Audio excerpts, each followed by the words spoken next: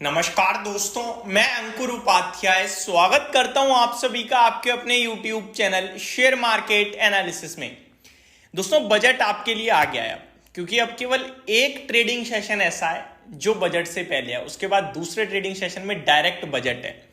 और इन्वेस्टर्स के फेवरेट तीन बड़े सेक्टर हैं मेरी नजर में जो इस समय है। एक है आपका डिफेंस सेक्टर, एक है आपका शिपिंग सेक्टर और एक है आपका रेलवे सेक्टर। इन तीन क्षेत्रों के लिए क्या बजट में कुछ गवर्नमेंट अनाउंस करेगी और अगर हाँ तो उससे कितना फायदा होगा इन्वेस्टर्स को, इसी के बारे में इस वीडियो में बात करने जा रहा हूं। तो शुरू करते हैं एक एक करके सारी चीजों को कवर करना। देखो, वैसे तो मेरा क्लियर व्यू है इस बार कि बजट में गवर्नमेंट जो है ना वो किसान, गरीब, खेत, फसल इन सब पे बड़ा फोकस करेगी, ठीक है जी। लेकिन हम ये कैसे भूल जाएं कि सरकार ने रिसेंटली कहा है कि 50,000 करोड़ का डिफेंस एक्सपोर्ट का लक्ष्य है अगले 5 साल में।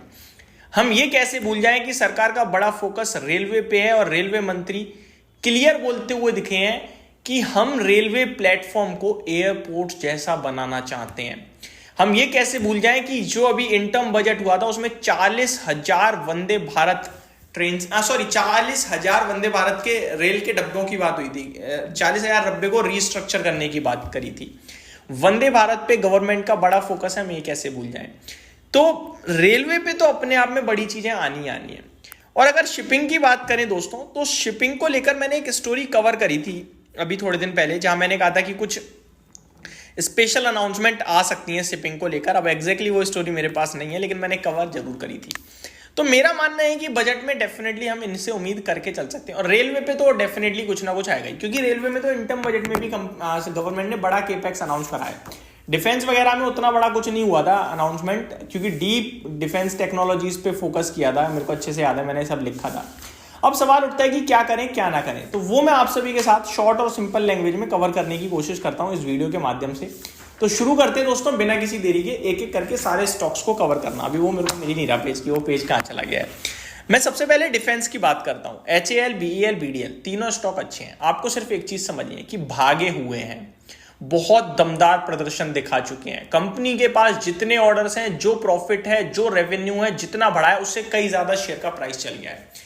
तो अगर मैं पर्टिकुलरली सोचूं कि मुझे करना क्या है, तो मुझे बाइंग करनी है। लेकिन मेरे को कब खरीदना, देखो बहुत इंपॉर्टेंट होता है। इन्वेस्ट करो या ट्रेड करो, एग्जीक्यूट कर रहे हो ना किस लेवल पे, वो बहुत इंपॉर्टेंट होता है। माइंडसेट बहुत इंपॉर्टेंट है। मेरा माइंडसेट लॉन्ग टर्म का है, मैं समझ गया। अभी मेरे लिए 4800 रुपए और 4000 में 20% का फर्क है, कोई फर्क नहीं है।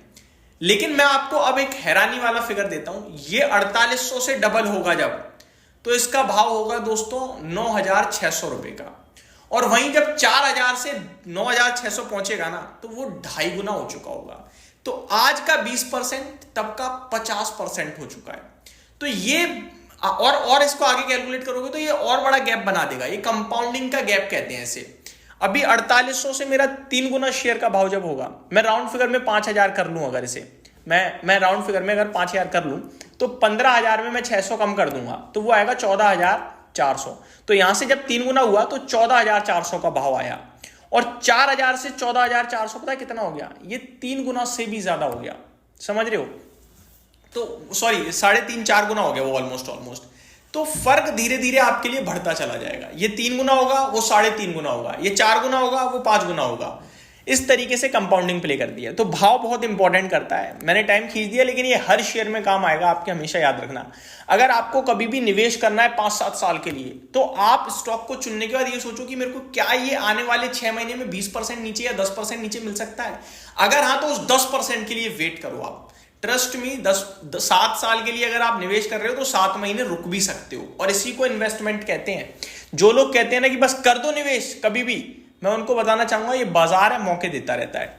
तो HAL क्या है कि 42 के पीई पे है, इसमें ज्यादा मुझे डाउनसाइड भी नहीं दिखती है। तो 4200 के करीब से हम निवेश करना शुरू कर सकते हैं। लंबी अवधि का व्यू रखिए, ऐसा कुछ दिक्कत का विषय मेरे को नहीं लगता है। बाकी ज्यादा पैसा मत लगाइएगा। नेक्स्ट BEL, इसमें थोड़ा डीप वेट करेंगे हम लोग, लगभग 260 तक का। वहां पे आएगा तो निवेश करेंगे, अदरवाइज वेट करेंगे, क्योंकि वैल्यूएशन टर्म में भी HAL से महंगा है। तो आपको सिर्फ वैल्यूएशन जस्टिफाई करना है, कंपनियों में दिक्कत नहीं है। सेम चीज मैं शिपिंग में कहूंगा। मजगा और डॉक को छोड़ दूं मैं तो गार्डन रीच, कोचिन शिपयार्ड या जीई शिपिंग, ये वैल्यूएशन जीई शिपिंग नहीं, गार्डन और कोचिंग शिपयार्ड ये बहुत महंगे हैं, तो सस्ते का वेट करूंगा। अब मैं रेलवे पे आता हूं। रेलवे में आपके लिए डिसीजन मेकिंग बहुत हार्ड है कि कहां निवेश करें कहां नहीं, क्योंकि वैल्यूएशन तो रीजनेबल ही है, ऑर्डर्स दबा के हैं, गवर्नमेंट का फोकस है, लेकिन जो वैल्यूएशंस मिलते थे उसके सामने महंगे हैं।